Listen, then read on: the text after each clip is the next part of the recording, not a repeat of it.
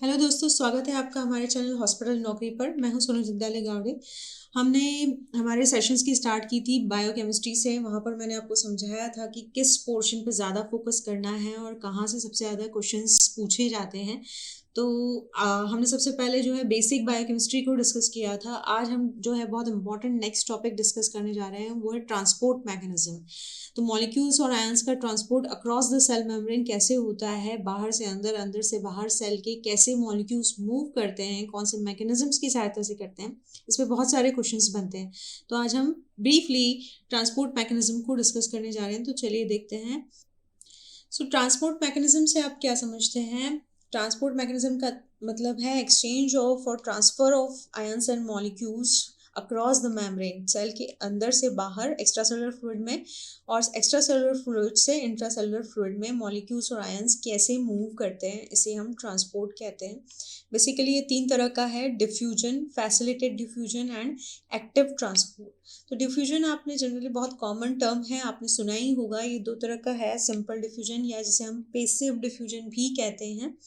तो passive diffusion यानी आराम से जो लाइट मॉलिक्यूल्स हैं, जैसे गैसेस हैं जिनका मॉलिक्यूलर वेट बहुत कम है, और लो मॉलिक्यूलर वेट मॉलिक्यूल्स हैं, इनका आराम से एक्स्ट्रा सेलुलर फ्लूइड से सेल के अंदर और सेल के अंदर से बाहर मूवमेंट होता है, लेकिन according to the concentration gradient, that is from higher concentration to the area of lower concentration. से ऑक्सीजन है, नाइट्रोजन गैसेस हैं, कार्बन डाइऑक्साइड है, ये सब आसानी से सेल मेम्ब्रेन में मूव करते हैं बाय डिफ्यूजन। यहाँ पर आपको कंसंट्रेशन ग्रेडियंट जो है, ये टर्म याद रखना बहुत ज़रूरी होता है कि कंसंट्रेशन ग्रेडियंट की बात हो रही है, उससे हम बता सकते हैं कि किस तरह का ट्रांसपोर्ट हो रहा है।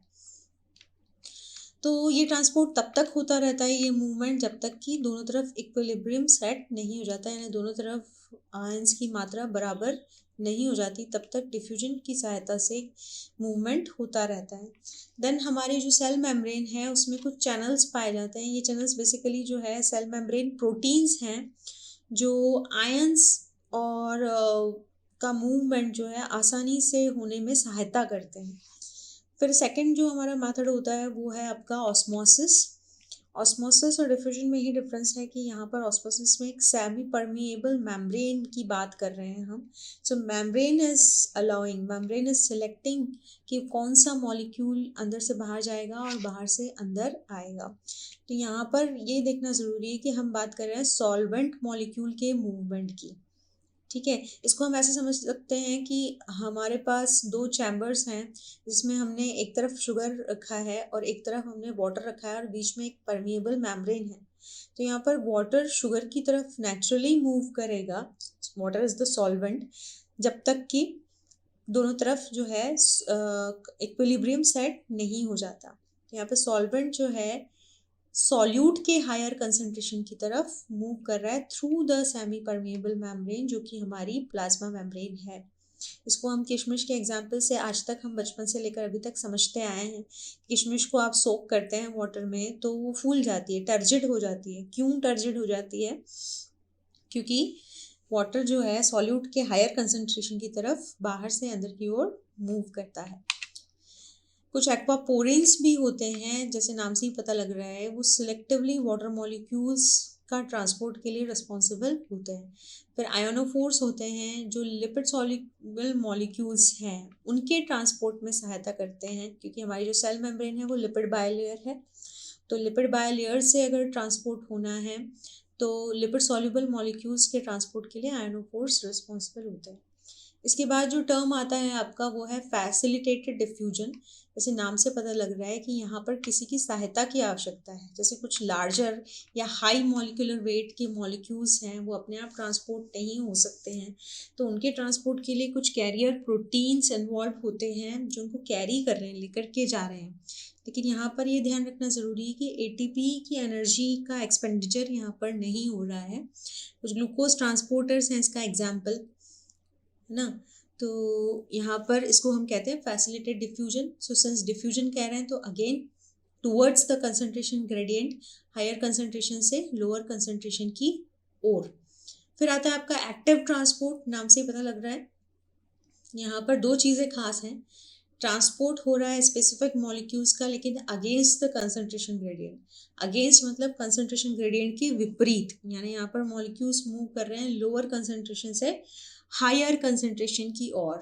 तो जब अगेंस्ट हो रहा है मूवमेंट, तो यहाँ पर हमको एटीपी की एनर्जी की रिक्वायरमेंट होगी। तो एक्टिव ट्रांसपोर्ट भी दो तरह का होता है, प्राइमरी एंड सेकेंडरी। आपका sodium potassium pump is one of the example of active transport, जहाँ पर हम एटीपी के हाइड्रोलिसिस का से जो एनर्जी रिलीज होती है उसका यूज़ करते हैं और उससे फिर एक्टिव ट्रांसपोर्ट होता है। अब और लार्जर मॉलिक्यूल्स हैं तो दो प्रोसेसेस हैं, एंडोसाइटोसिस एंड एक्सोसाइटोसिस। इसको वेसाइकल मीडिएटेड ट्रांसपोर्ट भी कहा जाता है। जैसे जो बड़े बड़े मॉलिक्यूल्स हैं लाइक प्रोटीन्स, पॉलीसेकेराइड्स, पॉलीन्यूक्लियोटाइड्स, है ना, इनको वेसाइकल्स में ले लेते हैं। यानी वेसाइकल्स जैसे आप समझ सकते हैं कि खाली थैले हैं, उनके अंदर लेकर के ये मेम्ब्रेन के साथ मर्ज हो जाते हैं, मिक्स हो जाते हैं, और जो भी मटेरियल ट्रांसपोर्ट होना है, मॉलिक्यूल्स का ट्रांसपोर्ट होना है, उसको सेल के अंदर कर देते हैं। ये दो तरह का होता है, फैगोसाइटोसिस एंड पिनोसाइटोसिस। फैगोसाइटोसिस में फैगो का मतलब होता है सॉलिड। तो जनरली जो बैक्टीरिया, वायरसेस और पैथोजेंस की किलिंग करते हैं सेल्स जैसे मैक्रोफेजेस वगैरह, वो फैगोसाइटोसिस की सहायता से इसको एनगल्फ कर लेते हैं, पूरा की पूरा निगल लेते हैं ऑर्गेनिज्म को, और फिर उसे किल करते हैं। पिनोसाइटोसिस में पिनो का मतलब होता है लिक्विड। तो जो लिक्विड मटेरियल का को एंडोसाइटोसिस होता है उसे हम पिनोसाइटोसिस कहते हैं।